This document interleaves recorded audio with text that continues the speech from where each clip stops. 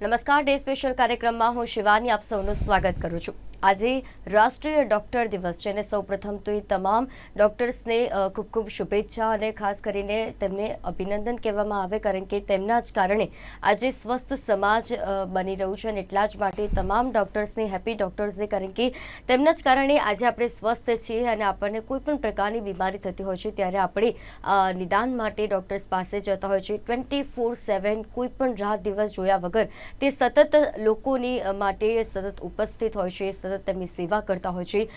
ઘણા એવા ડૉક્ટર્સ હોય છે કે જેમના કારણે જ આજે આપણે જીવન છે, કારણ કે તેમની જે સલાહ હોય છે, તેમના જે નિદાન હોય છે તેને કારણે જ વ્યક્તિ સ્વસ્થ જીવન જીવી શકે છે।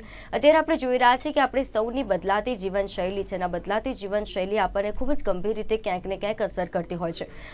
તેને લીધે અત્યારે જોઈએ છીએ કે ઘણી બધી એવી બીમારીઓ જોવા મળી રહી છે। સૌથી વધારે કાર્ડિયક એરેસ્ટ અત્યારે જોવા મળી રહ્યા છે, એક પછી એક અત્યારે આના કેસો પણ સતત સામે આવી રહ્યા છે। ત્યારે માનવ જીવની રક્ષા માટે સતત ડૉક્ટર્સ આપણા માટે અવેલેબલ રહેતા હોય છે, રાત દિવસ કામ કરતા હોય છે। તો આજે તેમને અભિનંદન પાઠવવાનો દિવસ છે, આજે તેમને થેન્ક યુ કહેવાનો દિવસ છે કે તેમના કારણે આજે એક સ્વસ્થ સમાજ તરીકે આપણે ઉભરીને આવી છે અને આપણે જે પણ કોઈ પણ પ્રકારની બીમારી હોય છે, કોઈ પણ પ્રકારના ગંભીર રોગોથી આપણે જો પીડાતા હોઈએ છીએ તો આપણે ડૉક્ટરની સલાહ પ્રમાણે આપણે તે નિદાન કરાવી શકીએ છીએ। તો બસ આજે આપણે એ જ વિશે વાત કરીશું અને ખાસ કરીને અત્યારની બદલાતી જે જીવનશૈલી છે, લોકોના જીવન ઉપર કેવી અસર કરે છે, કાર્ડિયક એરેસ્ટના જે કેસ વધે છે, શા માટે વધી રહ્યા છે, લોકોએ શું કરવું જોઈએ, સ્વસ્થ જીવનશૈલી બનાવવા માટે કેવી રીતે પોતાનું જીવન જીવવું જોઈએ, આ તમામ વિશે આપણે વાત કરીશું। આપણી સાથે ડૉક્ટર અમિત પ્રજાપતિ જોડાયા છે, ક્રિટિકલ કેર એક્સપર્ટ તરીકે। અમિતજી, સ્વાગત છે આપનો કાર્યક્રમમાં। નમસ્તે અમિતજી, સૌપ્રથમ તો આજે રાષ્ટ્રીય ડૉક્ટર્સ દિવસ છે, સૌપ્રથમ તો આપને શુભેચ્છા તેમની અને ખૂબ ખૂબ ધન્યવાદ કહેવામાં આવે, એટલે કે થેન્ક યુ કહેવામાં આવે તમામ લોકો તરફથી કે જેમના માટે તમે ડૉક્ટર્સ સતત હો છો અને સતત સેવા માટે રાખ્યા હો છો અને સતત 24/7 રાત દિવસ તમે અમારી માટે, અમારા સ્વાસ્થ્ય માટે કાર્ય કરો છો। થેન્ક યુ વેરી મચ અમને વિશ કરવા માટે, ડૉક્ટર્સ ડે સેલિબ્રેટ કરવા માટે, જે સપોઝ આજે 1 જુલાઈ છે એને વિશ્વ નેશનલ ડૉક્ટર્સ ડે તરીકે ઉજવવામાં આવે છે અને એ જ દિવસે અમને અભિનંદન પાઠવવા માટે થેન્ક યુ વેરી મચ।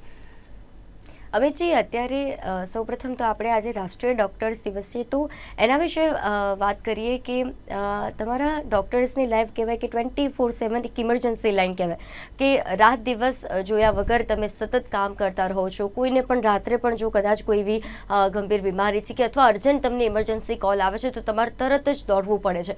તો આ જે ડૉક્ટરની લાઈફસ્ટાઈલ હોય છે કેવી રીતે હોય છે અને કેવી રીતે 24/7 સતત તમે જે લોકોની સેવા માટે હો છો, લોકોની બીમારીના નિદાન માટે લાગ્યા રહેલા હો છો?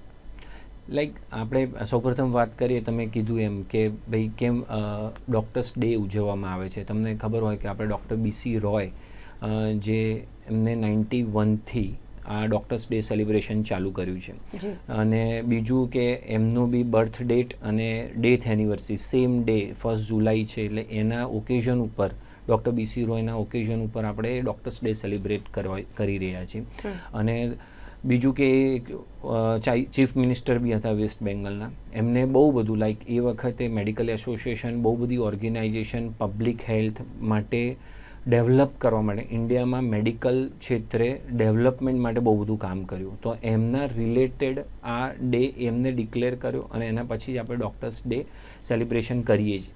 હવે બેઝિક પર્પઝ એ છે કે ભાઈ ડૉક્ટર્સ ડે કેમ સેલિબ્રેટ, કારણ કે ડૉક્ટર્સને તો યાદ કરીએ જ છીએ અને અમારા જેટલા બી ડૉક્ટર મિત્રો છે એ બધાના ડેડિકેશનને આપણે યાદ કરીએ છીએ, પણ બીજું કે અમે ખાલી ટ્રીટમેન્ટ અને ડાયગ્નોસિસ અને ટ્રીટમેન્ટ માટે નથી, ડૉક્ટર એક બીજી વસ્તુ પ્રિવેન્શન ઓફ ડિસીઝ માટે બી છે। બેઝિકલી આ દિવસ સેલિબ્રેટ કરવાનો પર્પઝ જ એ હતો કે પ્રિવેન્શન ઓફ ડિસીઝ, કે ડિસીઝ ન થાય એના માટે શું પ્રયત્નો કરી શકીએ અને એના રિલેટેડ બધી વાતો કરીએ જેથી વધારે અવેરનેસ પબ્લિકમાં જાય અને ડિસીઝ ઓછા થાય।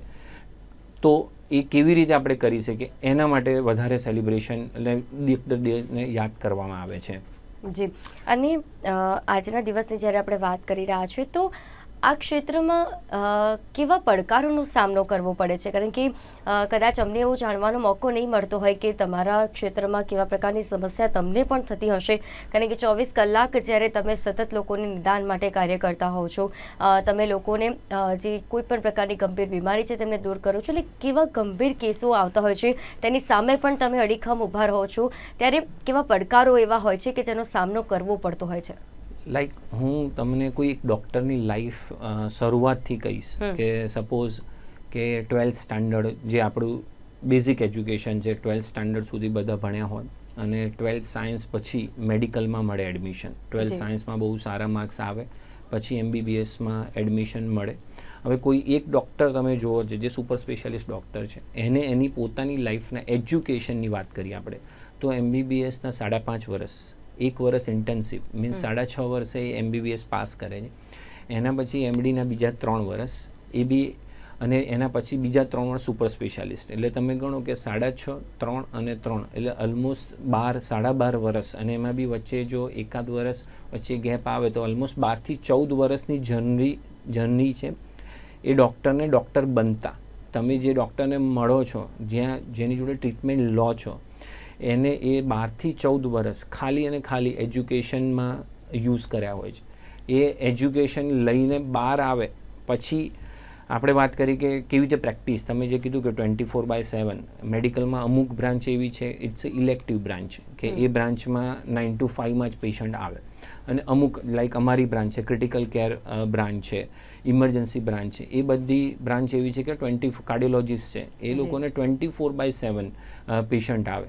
એટલે તમે જો લાઈફસ્ટાઈલની વાત કરો તો જ્યારે ભણતા હોય ત્યારે બી રાતના ઉજાગરા કરીને વાંચીને આગળ આવે, એટલે ત્યારે બી એમની લાઈફસ્ટાઈલ હેમ્પર રહે, અને પ્રેક્ટિસમાં આવ્યા પછી બી સેમ વસ્તુ છે કે અમારી જોબ 9 to 6 હોતી જ નથી, લાઈક 24/7 રાત્રે બી પેશન્ટનો ફોન આવે, અમારે આન્સર આપવો પડે, હોસ્પિટલમાંથી ફોન આવે, હોસ્પિટલના પેશન્ટને આન્સર આપવો પડે, એટલે લાઈક 24/7 એક્સેપ્ટ કે અમે બહાર જઈએ તો જ અમે રિલેક્સ હોઈએ છીએ બેઝિકલી, તમને કહું. Otherwise we are on to, not like me but બહુ બધા ડૉક્ટર્સ. અને અમારી જોડે બીજી વાત કરું કે આપણે ડૉક્ટર્સ ડે સેલિબ્રેટ કરીએ છીએ, અમે લોકો નર્સિંગ ડે બી સેલિબ્રેટ કરીએ છીએ, કારણ કે કોઈ પણ હોસ્પિટલ છે એમાં એકલા ડૉક્ટર નથી, ડૉક્ટરની સાથે બહુ બધો સ્ટાફ છે, નર્સિંગ સ્ટાફ લઈ લો, એટેન્ડન્ટ લઈ લો, બીજો એડમિનિસ્ટ્રેટિવ સ્ટાફ, આ બધાની મહેનતથી એક હોસ્પિટલ બને ને એ હોસ્પિટલ પછી બધા પેશન્ટોની સારવાર મીન્સ ડાયગ્નોસિસ અને ટ્રીટમેન્ટ કરી શકે. એટલે મીન્સ આખું એક કોમ્બિનેશન છે, બહુ બધા લોકો આમાં ઇન્વોલ્વ હોય છે, ત્યારે આપણે એક પેશન્ટને સારી રીતે મેનેજ કરી શકતા હોઈએ છીએ. અમિતજી, કેવા પ્રકારના કિસ્સા આપની સમક્ષ આવતા હોય છે જ્યારે તમે એક ડૉક્ટર તરીકેની ભૂમિકા ભજવો છો અને ક્રિટિકલ કેર એક્સપર્ટ છો, ત્યારે કેવા પ્રકારના કિસ્સાઓનો સામનો તમારે કરવો પડતો હોય છે? લાઈક અમારી જોડે અત્યારે જે સપોઝ ઇમરજન્સી પેશન્ટ્સ કહીએ અને ક્રિટિકલ કેર રિલેટેડ પેશન્ટ્સ કહીએ તો રોડ ટ્રાફિક એક્સિડન્ટ છે, ન્યુમોનિયાના પેશન્ટ છે, જેને બ્રિધિંગ ડિફિકલ્ટી, શ્વાસ લેવામાં તકલીફ પડે એવા પેશન્ટ, ઇવન સુસાઇડ, પોઈઝનિંગ, બહુ બધા બાઇટ્સ લાઈક એનિમલ બાઇટ્સ, અને કોઈ પણ મલ્ટી ઓર્ગન ઇન્વોલ્વમેન્ટના, અથવા બીજા કોઈ ડિસીઝ છે, સપોઝ એને કિડનીનો પ્રોબ્લેમ છે, લીવરનો પ્રોબ્લેમ છે, અને શ્વાસ ચડે છે અને વેન્ટિલેટરની જરૂર પડે છે. એટલે મીન્સ બહુ બધી ટાઈપના ખરાબ પેશન્ટ કે જે ક્રિટિકલ હોય એ બધા અમને એ પેશન્ટ જોવા મળે છે. એટલે as a critical care specialist હું કહીશ કે અમે બધી જ ઓર્ગન સિસ્ટમ ઇન્વોલ્વ હોય, કોઈ પણ ઓર્ગન સિસ્ટમ ઇન્વોલ્વ હોય અને એ સિસ્ટમ ખરાબ થાય બોડીની, ત્યારે એ પેશન્ટ અમારી સાથે, અમારી જોડે આઈસીયુમાં કે ઇમરજન્સીમાં આવે છે. એટલે અમે almost all kind of system involve હોય એવા પેશન્ટો જોતા હોઈએ છીએ as a critical care specialist. બિલકુલ. અને અત્યારના સમયમાં આપણે જોઈએ છીએ કે લોકોની જીવનશૈલી ખૂબ જ બદલાઈ ગયેલી છે, ફાસ્ટ ફૂડ છે કે એવા બધામાં અત્યારે સતત લોકો એ પ્રકારનો ખોરાક આરોગતા હોય છે અને તેમને કારણે તેમના સ્વાસ્થ્યને નુકસાન પહોંચતું હોય છે. સૌથી વધારે અત્યારે કેવા પ્રકારના કેસોમાં વધારો નોંધાઈ રહ્યો છે, જે ખરેખર ચિંતાજનક બાબત છે? લાઈક તમને એક વસ્તુ તો અત્યારે તમે સાંભળી જ રહ્યા છો કે હાર્ટ એટેક, અને એટલે બે વસ્તુ અલગ અલગ છે કે હાર્ટ એટેક અને કાર્ડિયાક એરેસ્ટ. હાર્ટ એટેક એટલે કે છાતીમાં દુખાવો થાય, હૃદયની નળી બ્લોક થાય પણ હૃદયના ધબકારા ચાલુ હોય, એટલે હાર્ટ એટેક આવ્યો અને તમે જો તરત હોસ્પિટલમાં પહોંચી જાઓ છો અને તમને યોગ્ય સારવાર means cardiologist, emergency, critical care specialist તમને તરત મળી જાય છે અને તમારી એન્જિયોગ્રાફી કે સ્ટેન્ટ મુકાઈ જાય છે તો તમે બચી જઈ શકો છો. અને કાર્ડિયાક એરેસ્ટ વસ્તુ ડિફરન્ટ છે. Like heart attack, cardiac arrest કોઈને પણ આવી શકે. લાઈક હાર્ટ એટેકવાળા પેશન્ટમાં બી આવી શકે અને બીજી કોઈ તકલીફ હોય બોડીમાં તો બી કાર્ડિયાક એરેસ્ટ થઈ શકે.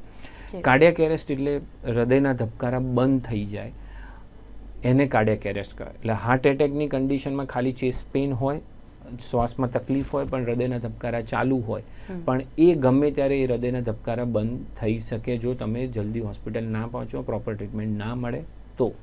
એટલે એ તમે સાંભળ્યું હશે કે અત્યારે હાર્ટ એટેક આવ્યો અને કાર્ડિયાક એરેસ્ટ થઈ ગયો અને ઘરે જીવ જતો રહ્યો. અમારી સુધી અમુક પેશન્ટો પહોંચતા બી નથી. એ ઘરે અથવા જીમ કરતા અથવા ક્યાંક દોડતા, વોકિંગ કરતા ક્યાંય પણ હાર્ટ એટેક આવે અને બીજો કોઈ પ્રોબ્લેમ થાય અને તરત હૃદયના ધબકારા બંધ થઈને કાર્ડિયાક એરેસ્ટ સિચ્યુએશન સાથે અમારી સાથે પેશન્ટો આવે છે. જી.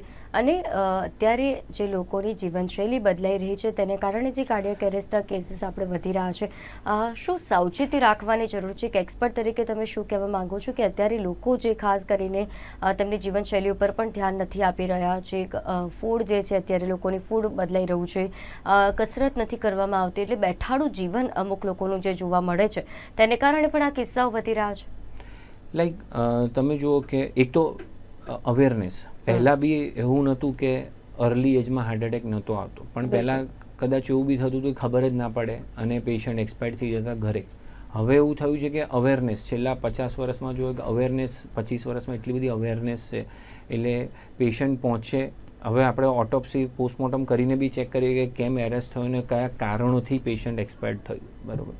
એટલે એક વસ્તુ એ છે કે અવેરનેસના કારણે કેસીસ વધારે આપણને ખબર પડી રહી છે. બીજી વસ્તુ કે જે કાર્ડિયાક એરેસ્ટ કે હાર્ટ એટેકની વાત કરીએ, એક વસ્તુ એક છે કે લાઇફસ્ટાઇલ રિલેટેડ ડિસીઝ છે. એક વસ્તુ છે જીનેટિક, કે જે સપોઝ એના મધર ફાધર અથવા ફેમિલીમાં પહેલાં હાર્ટ એટેક આવેલો છે તો એ નેક્સ્ટ જનરેશનમાં એ હાર્ટ એટેક વહેલા આવવાના ચાન્સીસ છે. એટલે સપોઝ આપણને એમ લાગે કે ભાઈ કોઈને 25 થી 30 વર્ષમાં કે 35 વર્ષમાં એટેક આવે છે તો એ more likely gene means heredity related વધારે હશે કે એમના મધર ફાધરને 40-50 યર ઓફ એજમાં હાર્ટ એટેક આવ્યો તો એમને વહેલા એટેક આવે. તો એને હું કહીશ કે હેરિડિટી અથવા જીનેટિક રિલેટેડ ઇસ્યુના કારણે. અને બીજું એક કારણ અત્યારે છે કે લાઇફસ્ટાઇલ ડિસીઝ રિલેટેડ. લાઈક આપણું એક્સપોઝર જુઓ કે સપોઝ અત્યારે આપણે ચાઇલ્ડ હતા ત્યારથી જ આપણે લોકો લાઈક ચીઝ, બટર વધારે ખાય. ઇવન હવે આપણા ચાઇલ્ડ બી એ વધારે ખાય છે. તો મીન્સ જે પહેલાં એક્સપોઝર ઓછું હતું એ ફૂડનું એક્સપોઝર ઓછું હતું એટલે એ આપણે અર્લી એજમાં ચાલુ કરીએ છીએ એટલે એના રિલેટેડ પ્રોબ્લેમ અર્લી એજમાં આવવાના ચાન્સીસ વધી જાય છે. એટલે બંને ફેક્ટર છે અર્લી એજમાં હાર્ટ એટેક આવવાના બી.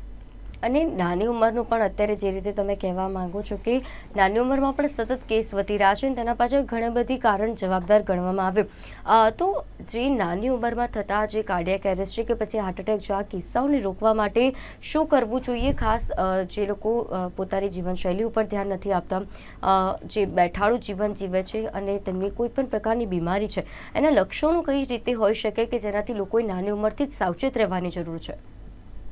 એક તો મેઇન વસ્તુ આપણી lifestyle means food habits we have to change. કે ભાઈ સાદો ખોરાક લઈએ, જે હવે એ પોસિબલ નથી કે તમે બહાર ના ખાઓ પણ ઓછું ખાઓ, that we can do, right? એટલે મીન્સ લાઈફસ્ટાઈલ અને ફૂડ રિલેટેડ જે પ્રોબ્લેમ છે that will handle. Second, exercise, regular exercise. Again હું એમ કહીશ કે heavy exercise is not needed. કે તમે જોયું હશે કે જીમમાં હેવી લિફ્ટિંગ, વેઇટ લિફ્ટ કરવા ગયા અને કાર્ડિયાક એરેસ્ટ થયો. તો અગેન એની exertion also leads to the cardiac arrest. Means એટલે એક્સરસાઇઝ બી માપમાં નહીં કે બહુ હેવી એક્સરસાઇઝ કરીને એના કારણે બી પ્રોબ્લેમ થાય.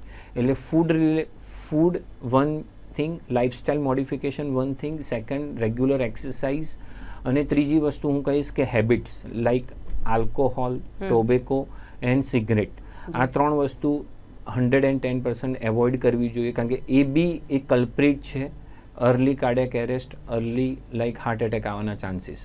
એટલે આ ત્રણ વસ્તુનું કોમ્બિનેશન સાથે ચાલીશું તો જ આપણે લાઈક આ વસ્તુને પ્રિવેન્ટ કરી શકીશું. બીજું કે કેવી રીતે એક તો લાઇફસ્ટાઇલ મોડિફિકેશન, બીજું જેનેટિક રિલેટેડ છે કે સપોઝ એના ફેમિલીમાં કોઈના ફેમિલીમાં 40-50 એ મધર ફાધરને એટેક આવેલો છે તો એ લોકો અર્લી ચેકઅપ કરાવે, બરાબર. કાર્ડિયાક હેલ્થ ચેકઅપ છે કે એન્જિયોગ્રાફી છે અર્લી કરાવે.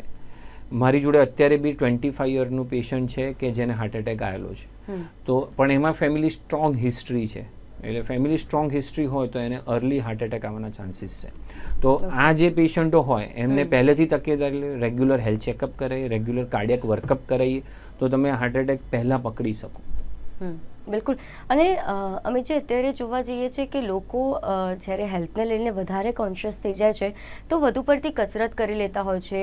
ઘણીવાર તો એવું જોવા મળે છે કે તે લોકો સંપૂર્ણ રીતે ખોરાક બંધ કરી દેતા હોય છે. જે સલાડ છે તે લેતા હોય છે કારણ કે તે સ્વાસ્થ્ય માટે સારું છે, પરંતુ ખોરાક સંપૂર્ણપણે બંધ કરી દેવો, વધુ પડતી કસરત કરવી, તેના કારણે પણ હાર્ટ એટેક કે કાર્ડિયાક એરેસ્ટના કિસ્સાઓ વધી શકે ખરી? એટલે લાઈક હાર્ટ એટેકનું સિમ્પલ વસ્તુ છે કે બ્લડ ક્લોટિંગ. જો બોડીમાં ક્લોટિંગ વધારે થાય એટલે કોલેસ્ટ્રોલનું લેવલ વધારે હોય અને બ્લડ ક્લોટિંગ વધારે થાય તો એ તમને હાર્ટ એટેક લાવી શકે. કોઈ પણ સમયે હૃદયની કોઈ બી નળી બ્લોક થઈ શકે. હવે એના માટે હેલ્ધી ડાયટ ઇઝ નેસેસરી. હવે હેલ્ધી ડાયટમાં એવું નથી કે ફાસ્ટિંગ, તમે જુઓ કે fasting be, longer fasting be also create a problem. એટલે ઇન્ટરમિટન્ટ ફાસ્ટિંગ, હેલ્ધી ડાયટ, એને મોસ્ટ ઇમ્પોર્ટન્ટ હું કહીશ કે hydration very important. Hydration maintain કરીએ તો જ બોડીમાં બ્લડ સર્ક્યુલેશન, બ્લડ પતલું રહે, રાઈટ. એટલે બીજું કે તમે જ્યારે ડાયટમાં મોડિફિકેશન કરો રૂટીન ડાયટમાં તો બી યુ કેન હેલ્પ, લાઈક તમે ન્યુટ્રિશનિસ્ટ, ડાયટિશિયનની બી હેલ્પ લઈ શકો છો. કારણ કે અમુક વસ્તુ છે કે કોઈ ક્વોલિફાઈડ ડાયટિશિયન, ક્વોલિફાઈડ ન્યુટ્રિશનિસ્ટ ના હોય ને તમે એડવાઇસ લો ને એ ફોલો કરો તો ઓછું ડાયટ અને વધારે ડાયટ બંને દેટ વિલ બી હાર્મફુલ. એટલે એનું બેલેન્સ, લાઈક 3 વસ્તુ છે, પ્રોટીન, કાર્બોહાઈડ્રેટ એન્ડ ફેટ, એ 3નું કોમ્બિનેશન જવું જરૂરી છે. કોઈ એક વસ્તુ તમે ઝીરો કરી દો છો તો એના કારણે બી પ્રોબ્લેમ થઈ શકે છે. એટલે proper guidance of the dietitian and nutritionist and doctor required કે તમે કંઈ પણ મોડિફિકેશન કરો તમારા ડાયટમાં તો એ જરૂરી છે, એમની સલાહ લેવી જરૂરી છે. બિલકુલ. અને જ્યારે આપણે ક્રિટિકલ ની વાત કરી રહ્યા છીએ તો ક્રિટિકલ કેર એક્સપર્ટ તરીકે લોકોને શું સલાહ આપવા માંગો છો, ખાસ અત્યારે જીવનશૈલી જે બદલાઈ રહી છે, આ પ્રકારના કેસો જ્યારે વધી રહ્યા છે ત્યારે? લાઈક અમે જ્યારે બી ક્રિટિકલ કેરના, અમારે સપોઝ ઇમરજન્સી ડિપાર્ટમેન્ટમાં કે આઈસીયુમાં પેશન્ટ આવે તો અમુક વખત અમે ઓબ્ઝર્વ કરતા હોય છે કે થોડું લેટ થઈ જાય છે પેશન્ટને ઘરેથી આવતા, કે અથવા અમુક સિમ્ટમ્સ ઇગ્નોર્ડ કરે છે કે 1-2 દિવસથી છાતીમાં દુખાવો હોય, 1-2 દિવસથી શ્વાસ ચડતો હોય, તાવ આવતો હોય, પણ એ ઇગ્નોર કરે કે ભાઈ 1-2 દિવસ છે, જોઈશું, થઈ જશે, બરાબર. તો હવે આ વસ્તુ છે, જો અર્લી પિકઅપ થઈ જાય, અર્લી ડાયગ્નોસિસ થઈ જાય તો એ બેનિફિશિયલ છે. કારણ કે અમે એવા પેશન્ટ જોઈએ છે કે ઘરે જ કાર્ડિયાક એરેસ્ટ, આ બધું ઇગ્નોર કર્યું હોય, 1 કે 2 દિવસ સુધી ઇગ્નોર કરે અને પછી સડન એરેસ્ટ થાય અને પછી હોસ્પિટલ પહોંચે. હવે એવી અવસ્થામાં પહોંચે કે ડૉક્ટર બી કંઈ ના કરી શકે. તો બેટર કે કંઈ પણ સિમ્ટમ્સ લાગે કે life threatening symptoms, even minor symptoms બી હું કહીશ કે એવું પણ લાગે તો એવું ડાયરેક્ટલી તમે તમારા ડૉક્ટરને કન્સલ્ટ કરો તો તે અર્લી પિકઅપ થશે ડિસીઝનું, તો ઓબ્વિયસલી કે ચાન્સીસ ઓફ રિઝલ્ટ મીન્સ ટ્રીટમેન્ટના બી ચાન્સીસ વધી જશે અને સર્વાઈવલ મીન્સ સારું થવાના ચાન્સીસ બી વધી જશે. જી બિલકુલ. જ્યારે આપણે વાત કરી રહ્યા છીએ ડૉક્ટર્સ ડેની, તો આપણે એ પણ વાત કરી કે કયા પડકારોનો સામનો તમારે કરવો પડે છે. કોઈ એવી સિચ્યુએશન, કોઈ એવી ઘટના કે જે તમારા જે ક્ષેત્ર છે એટલે કે ડૉક્ટર્સનું જે અત્યારે તમારી જે કારકિર્દી છે તે સમય બને છે અને જેના ઉપરથી તમે કંઈ કહેવા માંગો છો? લાઈક અમારે સપોઝ અમે ડૉક્ટરની વાત કરીએ તો બહુ બધા ઇન્સિડન્ટ્સ અમારે પેશન્ટ અને અમારી જોડે થતા હોય, સારા, એટલા બધા સારા ઇન્સિડન્સીસ થતા હોય કે અને પેશન્ટને બી અમે બહુ બધું સારું આપી શકતા હોય, ઇવન અમને પેશન્ટ બી એટલા વેલ વિશિસ સામે પાછા આપતા હોય. એટલે એવા તો બહુ બધા ઇન્સિડન્સીસ છે. પણ લાઈક હું તમને કહીશ કે અમારું કામ એકલું પેશન્ટ જોવું નથી. હવે એકલું પેશન્ટ જોવું નથી રહ્યું, કારણ કે અમારા ડૉક્ટરમાં કે અમારા ફિલ્ડમાં ડાયગ્નોસિસ અને ટ્રીટમેન્ટના પ્રોટોકોલ ફિક્સ છે. બધી જ જગ્યાએ ટ્રીટમેન્ટ ઇઝ ફિક્સ. એટલે મારી જોડે કોઈ પણ પેશન્ટ આવે છે તો એનું મારે ડાયગ્નોસિસ અને ટ્રીટમેન્ટ બધું ફિક્સ છે. પણ હવે અમારું બીજું બી કામ એ રહ્યું છે કે જે પેશન્ટના રિલેટિવ હોય એમને બી પ્રોપર કાઉન્સેલિંગ, પ્રોપર એડવાઇસ આપવી બહુ જ ઇમ્પોર્ટન્ટ થઈ ગયું છે. એટલે અમારું કામ હવે બંને વસ્તુનું રહ્યું છે કે એક તો પેશન્ટ ડાયગ્નોસિસ, ટ્રીટમેન્ટ, અને બીજી વસ્તુ કે એઝ વેલ એઝ કે પેશન્ટના જે રિલેટિવ છે એમને પ્રોપર ઇન્ફોર્મેશન જાય, એમને પ્રોપર વસ્તુની ખબર પડે, તો અમે વધારે બેટર અમારા પેશન્ટ માટે કરી શકીએ છીએ. જી, અને ક્રિટિકલ કેર એક્સપર્ટ તરીકે જ્યારે લોકો તમારી પાસે સલાહ લેવા આવે છે અથવા જે રીતે તમે કાઉન્સેલિંગની વાત કરી, કોઈ એવા વ્યક્તિઓ કે જે ગંભીર પ્રકારના બીમારીથી પીડાતા હોય ને ત્યારે, કારણ કે વ્યક્તિને જ્યારે કોઈ પણ પ્રકારની ગંભીર બીમારી થાય છે ત્યારે શારીરિક રીતે તો હારી જતું હોય છે, પરંતુ સાથે સાથે માનસિક રીતે ઉપર પણ તેને ગંભીર એવી અસરો પહોંચતી હોય છે. ત્યારે કેવી સલાહ આપવામાં આવતી હોય છે કે તેને તે રીતે જે સલાહ આપવાથી પણ તેને એક હાશકારો થાય કે તેને જે પણ એક ગંભીર બીમારી છે તેનું નિદાન ડૉક્ટર કરી શકશે અને તે બચી પણ શકશે? રાઈટ, લાઈક હું તમને બે વસ્તુ કહીશ કે આમાં બી જ્યારે બી ડૉક્ટર ડિસીઝ એક વખત ખબર પડી જાય છે તો જ્યારે એનું કાઉન્સેલિંગ કરવાનું આવે છે તો બે પાર્ટમાં કરે છે. એક તો પેશન્ટની સાથે અને રિલેટિવની સાથે. હવે બધી જ વસ્તુ આપણા લો પ્રમાણે આપણે બધી જ વસ્તુ પેશન્ટને બી કહેવી જરૂરી હોય છે કે તમારું આ ડાયગ્નોસિસ છે, આ બધા પ્રોબ્લેમ થઈ શકશે, અને એ જ વસ્તુ તમારે રિલેટિવને બી કન્વે કરવી જરૂરી છે. પણ અમે જ્યારે બી પેશન્ટને કન્વે કરીએ આ વસ્તુ ત્યારે પોઝિટિવ સાઇન આપવી જરૂરી છે. કારણ કે ઘણી વખત એવું હોય કે જો હું વધારે પેશન્ટને નેગેટિવ કહું તો એની ઇમ્પેક્ટ પેશન્ટની હેલ્થ ઉપર આવે છે. એટલે જો એમાં ચાન્સીસ ભલે ઓછા હોય પણ હું એમ કહું કે સારું થઈ જશે તમને, તો એ જે ઇમ્પેક્ટ છે એ પેશન્ટને બહુ વધારે જતી હોય છે.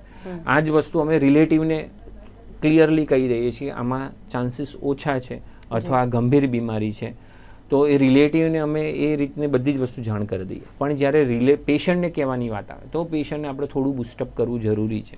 કારણ કે જો હું બધું જ વસ્તુ એમને કહી કે તમે 6 કલાક બી નથી જીવવાના કે 12 કલાક બી નથી જીવવાના, તો એવું બી થાય કે એને 6 કલાક પહેલાં જીવ જતો રહે.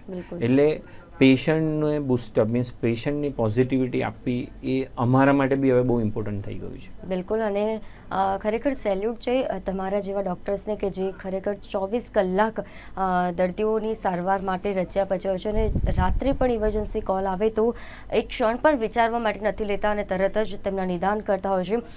ડૉક્ટર અમિત, આપ અમારી સાથે જોડાયા અને ખૂબ જ વિશેષ માહિતી આપી, અને તમે જે ડૉક્ટરની ભૂમિકા તમે સૌ ભજવી રહ્યા છો અને સાથે સાથે જે પણ ક્રિટિકલ એક્સપર્ટ તરીકે તમે જે સલાહ આપી તે બદલ પણ આપનો આભાર. Thank you. તો ડે સ્પેશિયલ કાર્યક્રમમાં આજે વાત કરી રાષ્ટ્રીય ડૉક્ટર દિવસની, કારણ કે ડૉક્ટર્સ આપણના સમાજને સ્વસ્થ રાખવામાં મદદરૂપ ભૂમિકા ભજવે છે. અત્યારે લોકોની જે રીતે બદલાતી જીવનશૈલી છે તે પ્રમાણે આપણા એક્સપર્ટે કીધું કે કઈ રીતે જીવનશૈલી જે બદલાતી આપણી જોવા મળી રહી છે તેમાં ધ્યાન રાખવાની જરૂર છે. કાર્ડિયાક એરેસ્ટ અને હાર્ટ એટેકના કેસો સૌથી વધારે વધી રહ્યા છે. તેમાં ચિંતાજનક બાબત એ છે કે નાની ઉંમરમાં પણ આ કેસો વધી રહ્યા છે. માટે તમામ લોકોએ જે સાવચેતી રાખવાની જરૂર છે, સાથે સાથે જો ડાયટ ફોલો કરશે અને જે માત્રામાં અમુક ચોક્કસ માત્રામાં જો તે કસરત પણ કરશે તો તેમનું સ્વાસ્થ્ય છે તે સારું રહી શકે છે. ડે સ્પેશિયલ કાર્યક્રમમાં હાલ બસ આટલું જ. ફરી મળીશું નવા વિષયની સાથે. ત્યાં સુધી મને રજા આપશો. નમસ્કાર.